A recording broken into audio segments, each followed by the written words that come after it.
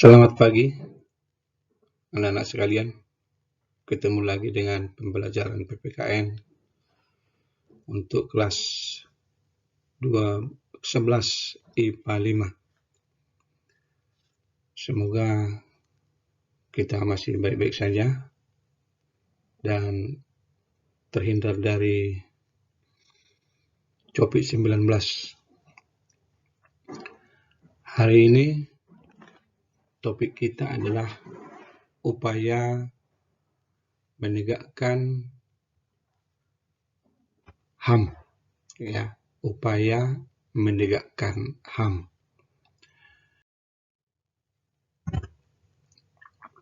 Kalau disebut upaya berarti usaha yang dilakukan, ya. Kalau diupayakan, peluangnya atau kemungkinannya bisa berhasil atau bisa tidak berhasil. Artinya apa?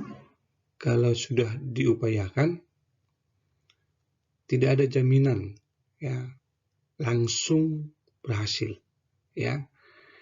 Tetapi dalam kata upaya itu terkandung ada niat, ada upaya.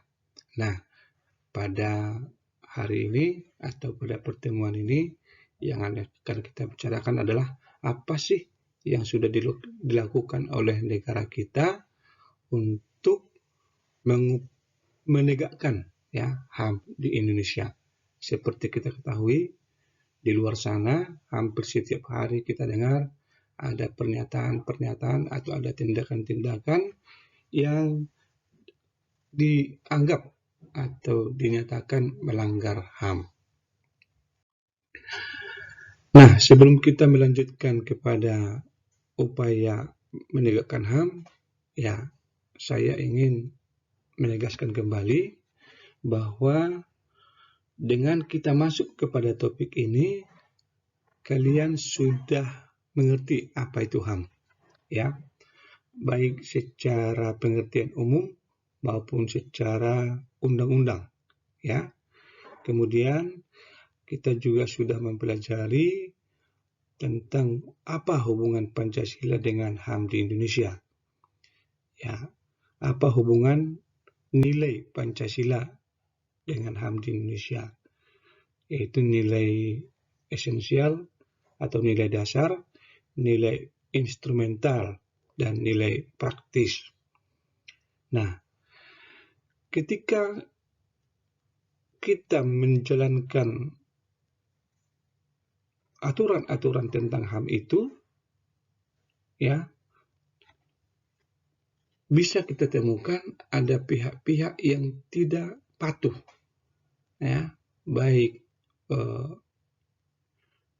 warga negara sebagai pemilik HAM maupun aparat hukum sebagai penegak.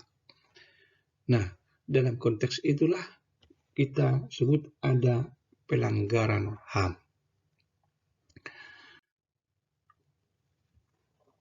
Pada minggu sebelumnya kita sudah mengkaji secara mendalam tentang pelanggaran HAM seperti yang diatur di dalam Undang-Undang Nomor 39 tahun 1999. Dari pengertian itu dapat kita identifikasi atau breakdown bahwa setiap orang ataupun kelompok termasuk aparat berpotensi melanggar HAM. Maksudnya apa? Setiap orang tidak bisa kita katakan tidak bertanggung jawab tentang HAM. Bisa saja saya sebagai pribadi, kamu, orang tua kita, atau siapapun itu bisa melanggar HAM. Bagaimana pelanggaran HAM itu disebut melanggar? Yaitu apabila perbuatan tersebut disengaja, tidak sengaja, atau lalai. Sengaja, tidak sengaja, atau lalai. Lalai dalam apa?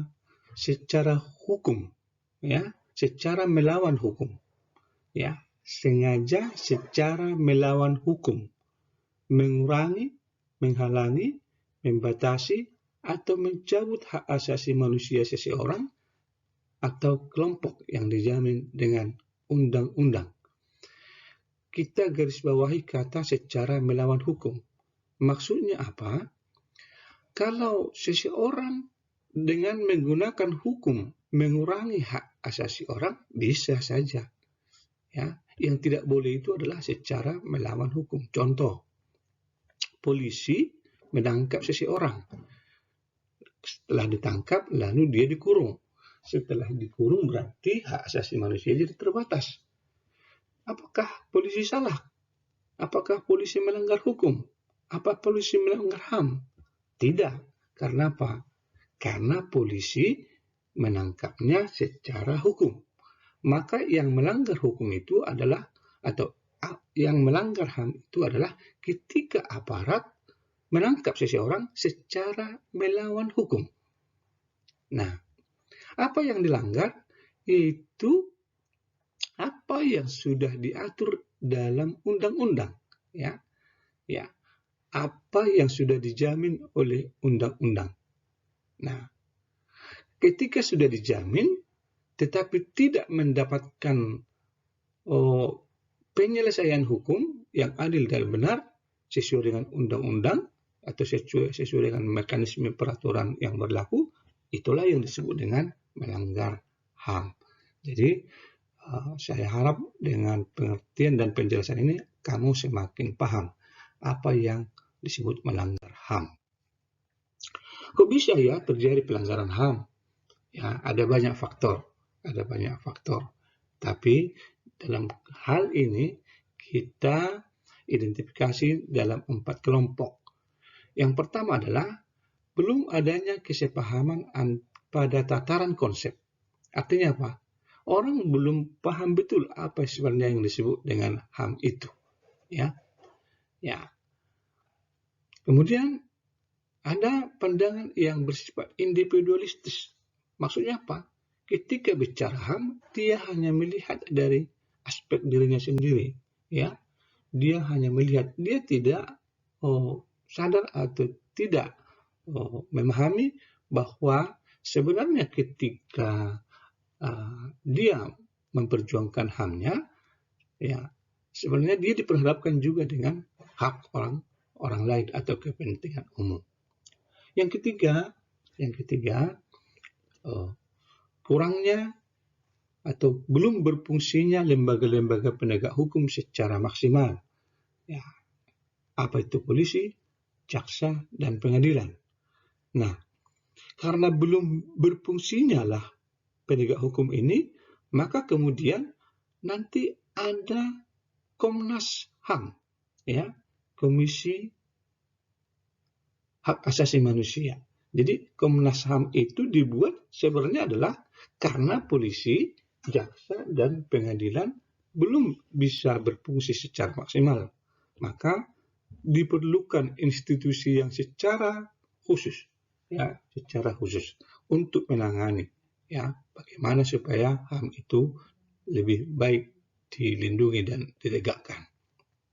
Nah, yang terakhir adalah pemahaman yang belum merata tentang HAM, baik di kalangan sipil maupun militer. Artinya apa? Untuk bisa menegakkan HAM, maka setiap orang pemilik HAM itu harus paham tentang haknya. Ya, jangan sampai seseorang tidak tahu bahwa HAM-nya sudah dilanggar, atau sebaliknya. Jangan sampai seseorang bahwa tidak menyadari sesungguhnya dia sudah melanggar HAM orang lain. Nah, lalu bagaimana cara mencegah terjadinya pelanggaran HAM itu? Ya, sebenarnya sederhana saja. Ya, tadi setelah kita mengerti HAM kita sendiri, ya, setelah kita mengerti HAM itu, maka kita diminta menghormati hak orang lain. Ya, dimanapun kita, ya, di keluarga, sebagai anggota kelas, maupun ketika kita ada di tengah-tengah masyarakat. Nah, berikutnya kita mempelajari peraturan atau instrumen hukum mengenai HAM. Ya,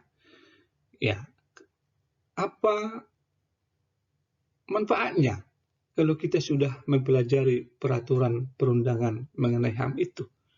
Nah, tentu saja sangat bermanfaat karena seperti yang sudah dijelaskan terdahulu, ya, kalau Anda kembali ke pasal 28 ya J ya ayat 2, di situ disebutkan bahwa dalam menjalankan kebebasannya setiap orang harus patuh kepada pembatasan yang sudah ditetapkan dengan undang-undang. Maksudnya apa? Ya, sebenarnya bagaimana HAM itu dijalankan itu sudah diatur dalam peraturan. Nah, bayangkan kalau orang tidak paham tentang aturan itu, maka ya dia akan berpotensi melanggar atau dilanggar haknya. Nah, di luar atau di samping instrumen hukum yang sudah mengatur tentang HAM, sesungguhnya di tengah-tengah masyarakat ada juga aturan-aturan yang walaupun tidak dituliskan sebagai peraturan, tetapi kita patuhi sebagai norma dalam kehidupan. Maka, sekalipun tidak diatur di dalam hukum, ada nilai-nilai yang mengarahkan kita bagaimana bersikap harusnya sebagai seorang anggota keluarga, sebagai anggota masyarakat, dan sebagai anggota sebuah negara. Berikutnya, ada juga baiknya kita memahami peran lembaga-lembaga perlindungan HAM, ya, baik itu Komnas HAM, baik itu organisasi-organisasi yang mengaku atau menyatakan dirinya adalah sebagai pemerhati HAM, seperti LSM. Ya, apa maksudnya? Supaya ketika mereka melaksanakan tindakan atau aktivitasnya, kita bisa memantau. Jangan sampai kita terbawa arus. Kalau misalnya ada suatu LSM mengaku memperjuangkan HAM, ya, tapi justru melanggar HAM, ya kita sebagai warga negara harus paham, ya. Caranya bagaimana? Kita pahami sebenarnya lembaga-lembaga HAM itu fungsinya apa, ya, tugasnya apa. Ketika mereka bertugas, kita pun bisa mengawasinya. Kemudian kita juga kembali kepada yang awal tadi, ya, memasyarakatkan. Maksudnya apa? Pemerintah, lembaga politik, lembaga masyarakat, atau tokoh-tokoh yang berpengaruh di tengah masyarakat itu, ya, ataupun media massa, ya, diharapkan memasyarakatkan tentang pentingnya memahami dan melaksanakan HAM. Memasyarakatkan berarti ada upaya supaya masyarakat itu jadi paham tentang pentingnya memahami dan melaksanakan HAM. Yang berikutnya, sebagai warga negara yang baik, ya, sesuai dengan pasal 27 ayat 1, kita menjunjung hukum dan pemerintahan, mendukung aparat dan penegak hukum dalam melaksanakan fungsi dan tugasnya ketika melaksanakan HAM.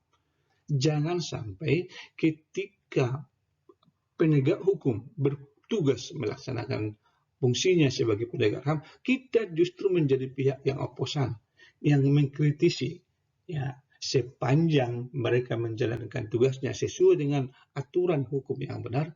Sebagai warga negara, kita wajib mendukungnya. Nah, balik ke belakang sebentar, ya, kita sebelumnya sudah mempelajari juga bagaimana pelanggaran HAM itu, ya, dan jenisnya, ya. Sebagai review saja, ya, pelanggaran HAM itu dibagi dua, yaitu pelanggaran HAM berat dan pelanggaran HAM ringan. Nah, apa itu pelanggaran HAM? Ya, di dalam Undang-Undang 39 tahun 1999 pasal 104 ayat 1 jelas disebutkan itu. Yang disebut dengan pelanggaran HAM berat adalah pembunuhan massal, pembunuhan sewenang-wenang, atau di luar putusan pengadilan. Nah, itu dia. Pembunuhan sewenang-wenang atau di luar putusan pengadilan. Artinya apa? Kalau di dalam putusan pengadilan atau kalau sesuai dengan putusan pengadilan, ya pelanggaran HAM itu menjadi boleh. Ya. Nah, bagaimana pelaksanaannya atau seperti apa tindakan melanggar HAM itu? Ya, tadi sudah pembunuhan massal, penyiksaan, penghilangan secara paksa, perbudakan, atau diskriminasi. Nah, ini dikelompokkan menjadi dua, yaitu kejahatan genosid atau genosida. Ya. Kejahatan genosida itu adalah setiap perbuatan yang dilakukan dengan maksud. Ya, catat ya, dengan maksud. Berarti di sini yang kita lihat adalah motifnya. Maksudnya untuk apa? Menghancurkan atau memusnahkan seluruh atau sebagian kelompok bangsa, ras, kelompok etnis, kelompok agama. Ya, jadi motifnya itu adalah dengan maksud menghancurkan. Cara-caranya seperti apa? Itu tadi yang di atas, ya.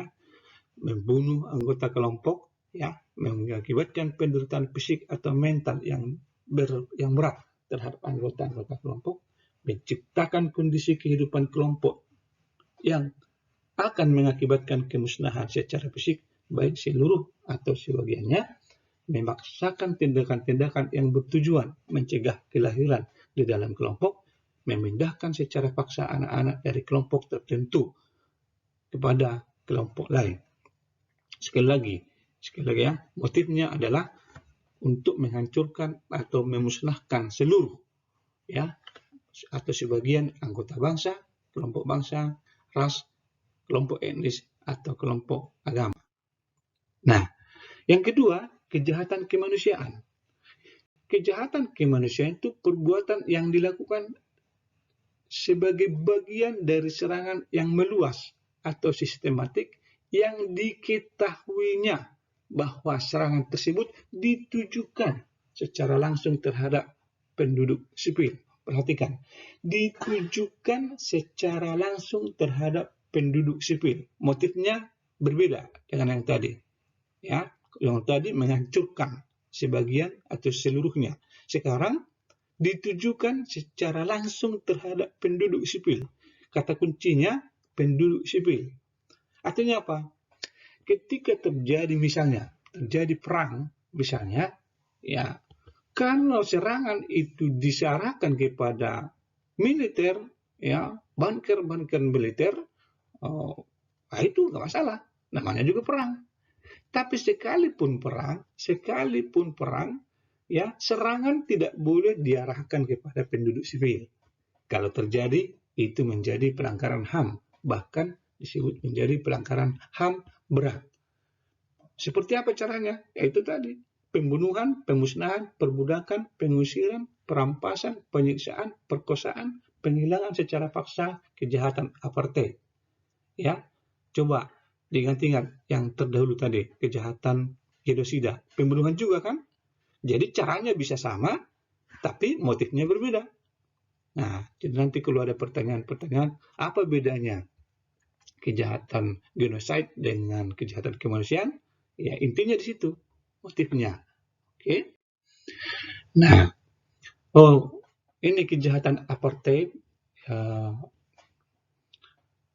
Yang disebut dengan kejahatan apartheid itu adalah penganiayaan terhadap satu kelompok tertentu atau perkumpulan yang didasari, catat ya, yang didasari, ya, masalah politik, ras, kebangsaan, etnis, budaya, agama, jenis kelamin, atau alasan lain yang diakui secara universal sebagai hal yang dilarang menurut hukum internasional. Ya, jadi itulah yang disebut dengan kejahatan apartheid. Oke, di luar yang tadi itu, kejahatan kemanusiaan, kejahatan genosida, ya, maka itu menjadi pelanggaran HAM ringan, ya, yang menjadi pelanggaran HAM ringan, ya, walaupun kelihatannya berat, ya. Misalnya, ya, kita lihat contohnya. 1. penganiayaan pada pelajar STPDN oleh seniornya dengan dalih pembinaan yang menyebabkan meninggalnya klip Muntuk pada tahun 2003. Orang meninggal dalam hal ini, dalam kasus ini, tapi tidak disebut sebagai pelanggaran HAM berat. Karena apa?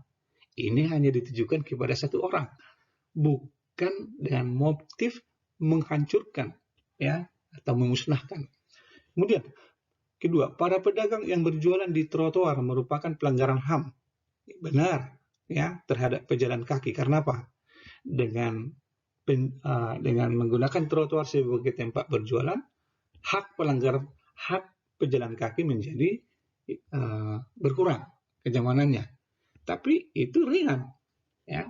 Kemudian para pedagang tradisional yang berdagang di pinggir jalan dan seterusnya, ya, orang tua yang memaksakan kehendaknya agar anaknya masuk kepada suatu jurusan tertentu dalam kuliah misalnya, gitu.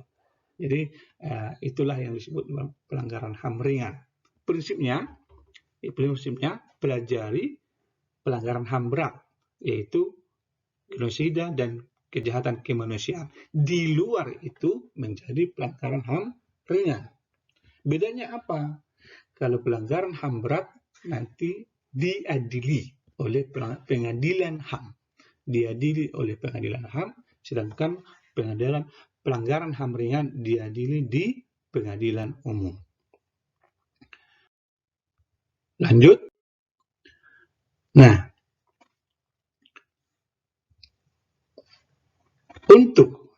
untuk menegakkan HAM di Indonesia, pemerintah telah membentuk beberapa lembaga. Ya, yang pertama adalah Komnas HAM. Ya, Komnas HAM itu berwenang melakukan perdamaian antar kedua belah pihak yang bermasalah, ya, menyelesaikan masalah secara konsultasi maupun negosiasi, menyampaikan rekomendasi atas suatu kasus pelanggaran HAM kepada pemerintah atau DPR untuk ditindaklanjuti, memberi saran kepada pihak yang bermasalah untuk menyelesaikan sengketa di pengadilan. Artinya apa? Komnas HAM itu tidak berhak mengadili. Komnas HAM tidak berhak mengadili. Ya, dia hanya melakukan kegiatan bagaimana supaya kedua belah pihak berdamai, ya, bagaimana supaya kedua belah pihak bisa menyelesaikan masalah dengan konsultasi atau negosiasi, ya. Atau kalau Komnas HAM ini menemukan ada potensi pelanggaran HAM, dia, ya, atau Komnas HAM itu merekomendasikan kepada pemerintah dan DPR untuk ditindaklanjuti. Ya, jadi Komnas HAM itu hanya bisa merekomendasi, tidak mengadili. Ya, yang berikutnya adalah memberi saran kepada pihak yang bermasalah untuk menyelesaikan sengketa di pengadilan. Ya, maksudnya apa? Jangan mengadili sendiri, jangan melakukan peradilan di luar pengadilan, ya, jangan melakukan pengadilan di luar pengadilan yang sah, karena justru kalau dilakukan di pengadilan yang di luar pengadilan itu akan berpotensi melanggar HAM. Ya, yang kedua, pemerintah kita juga sudah membentuk instrumen hukum, ya, instrumen hukum yang mengatur tentang pelanggaran HAM itu. Nah, instrumen HAM ini merupakan alat untuk menjamin supaya proses perlindungan dan penegakan HAM itu terlaksana. Ya, aturan itu dibuat supaya ada jaminan, ya, bahwa, ya, ketika ada pelanggaran HAM atau ketika ada kasus pelanggaran HAM itu bisa dinyatakan apakah itu melanggar atau tidak. Nah, instrumen HAM itu dibuat dalam bentuk peraturan ataupun lembaga. Peraturan, ya, atau lembaga. Kemudian, ya, instrumen HAM yang berupa peraturan perundangan dibentuk untuk menjamin kepastian hukum serta memberikan arahan dalam proses penegakan HAM. Sudah tadi. Oke. Nah, di Indonesia ada banyak sekali peraturan-peraturan yang sudah dibuat oleh pemerintah. Coba nanti perhatikan di buku paketnya ada, ya. Tapi di antaranya seperti ini, ya. Di dalam Undang-Undang Dasar 45 ada bab khusus tentang HAM, ya, yaitu bab 10A. Ini baru, ya, baru setelah amandemen. Artinya apa? Sebelum Undang-Undang Dasar 45 itu diamandemen tahun 99 sampai 2002, ya, bab tentang HAM itu belum ada, ya. Tapi dalam perkembangan berikutnya, ya, ada kehendak, ada keinginan supaya HAM masuk di dalam Undang-Undang Dasar 45 dan itu terjadi.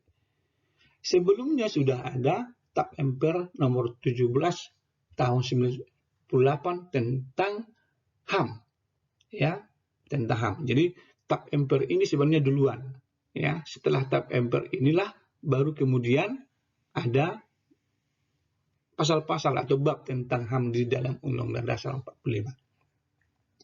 Kemudian Bangsa Indonesia menyatakan bahwa Piagam HAM Indonesia itu adalah yang ada dalam Tap MPR nomor 17 tahun 1998 itu. Ya. Kemudian peraturan lain adalah diundangkannya Undang-Undang 3999 tentang HAM. Ya, berikutnya, ya, diundangkannya atau dikeluarkannya Perpu nomor 199 tentang Pengadilan HAM. Ya, kemudian ditetapkan menjadi sebuah undang-undang, ya, yaitu Undang-Undang 26 tahun 2000. Artinya apa? Pada awalnya Pengadilan HAM itu adalah Perpu. Ya. Kalau kamu lihat atau kamu pelajari tata urutan peraturan perundangan Indonesia, Perpu dan UU itu sebenarnya setara. Tapi ya, Perpu, yang namanya juga peraturan pengganti undang-undang, ya. Nah, pada akhirnya Perpu itu akan menjadi undang-undang kalau DPR setuju. Nah, kalau tidak dihapus. Nah, dalam konteks ini Perpu nomor 199 tentang Pengadilan HAM itu kemudian diterima oleh DPR menjadi undang-undang. Begitu. Berikutnya, peraturan-perundangan lain adalah ada Undang-Undang nomor 397 tentang Pengadilan Anak. Ada Undang-Undang 23 2002 tentang perlindungan anak. Ya. Ya, dan ada undang-undang lain. Ya. Ya, silakan dicari, ya. Ya. Kemudian ratifikasi peraturan ratifikasi instrumen internasional yang mengatur tentang HAM, ya. Meratifikasi maksudnya itu menerima, mengesahkan, menjadi aturan nasional, ya. Jadi ini sebenarnya peraturan-peraturan internasional. Tapi setelah diratifikasi berarti Indonesia menyatakan tunduk terhadap peraturan tersebut atau bangsa Indonesia setuju bahwa itu diterapkan dan itu menjadi aturan di dalam negeri, ya. Oke. Apa saja? Ada banyak, ya. Itu misalnya konvensi tentang hak politik dan perempuan, konvensi tentang penghapusan segala bentuk diskriminasi, konvensi anak, konvensi pelarangan pengembangan produksi dan penyimpanan senjata biologis dan beracun serta pemusnahannya.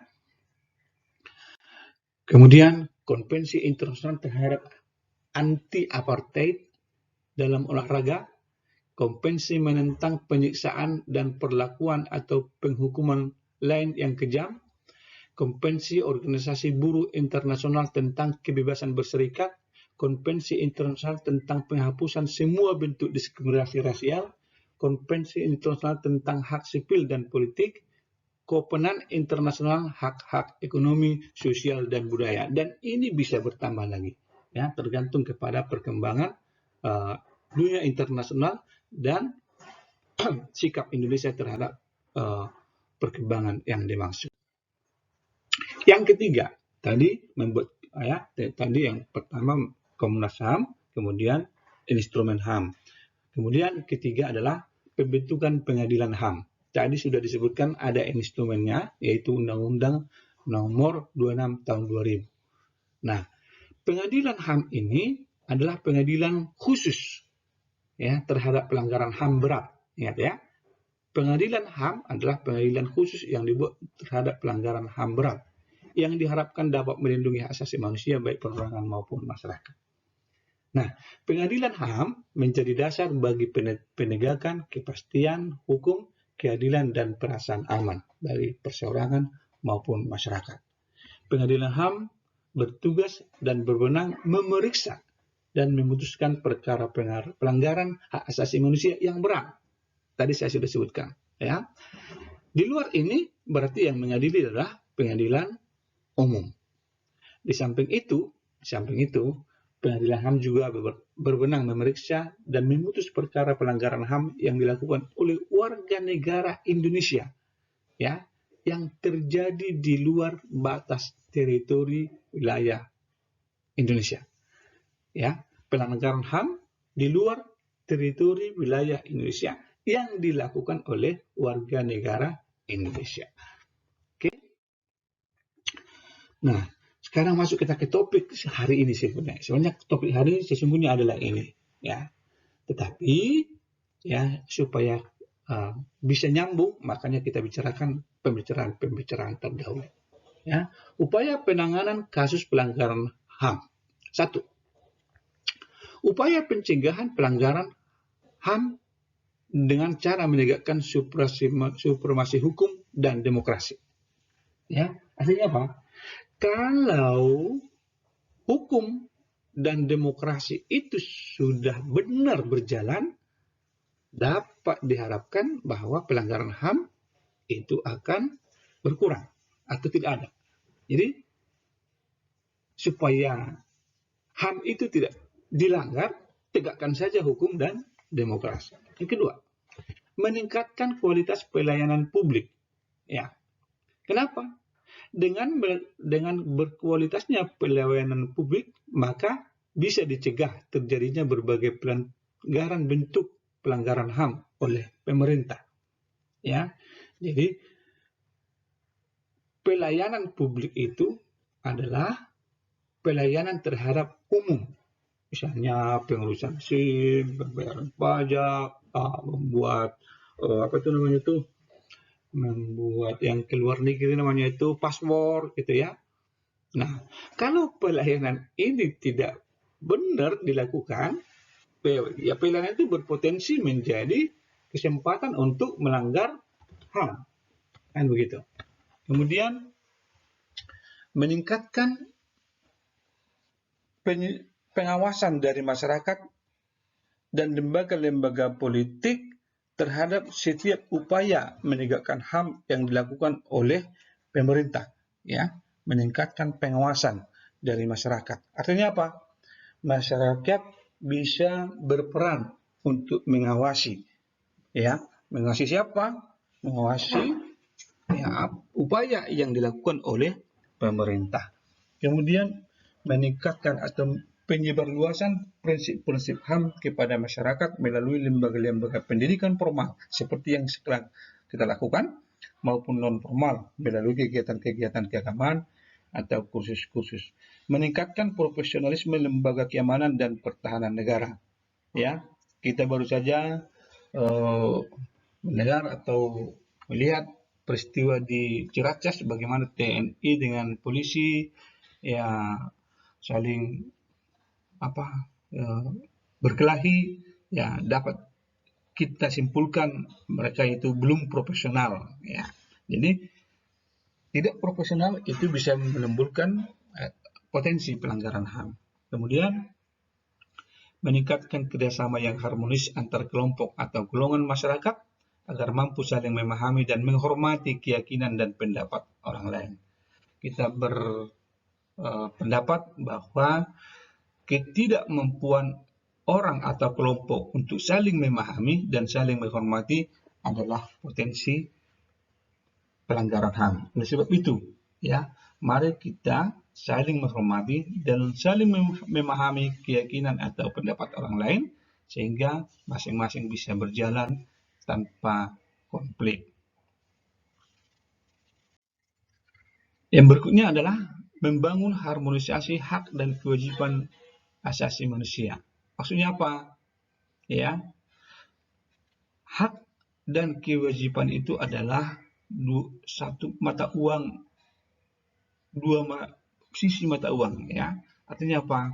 Tidak ada hak tanpa kewajiban, tidak ada kewajiban tanpa hak. Oleh sebab itu, kita harus menghindari diri kita dari sikap egois atau mementingkan diri sendiri. Karena ketika itu terjadi, berarti kepentingan umum akan terbengkalai. Kemudian kita menghindari sikap egois, sikap egois. Karena apa? Sikap egois dapat menyebabkan seseorang untuk selalu menuntut haknya, sementara kewajibannya akan terabaikan. Seorang yang mempunyai sikap egois akan menghalalkan segala cara agar haknya dapat terpenuhi, meskipun caranya berpotensi melanggar hak orang